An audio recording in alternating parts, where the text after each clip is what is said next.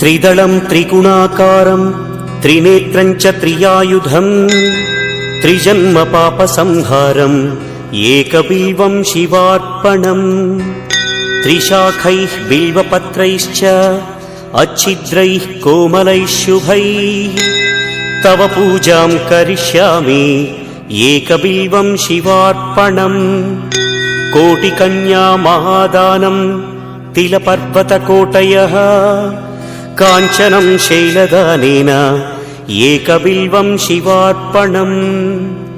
काशीक्षेत्रनिवासं च कालभैरवदर्शनम् प्रयागे माधवं दृष्ट्वा एकबिल्वं शिवार्पणम् इन्दुवारे व्रतं स्थित्वा निराहारो महेश्वर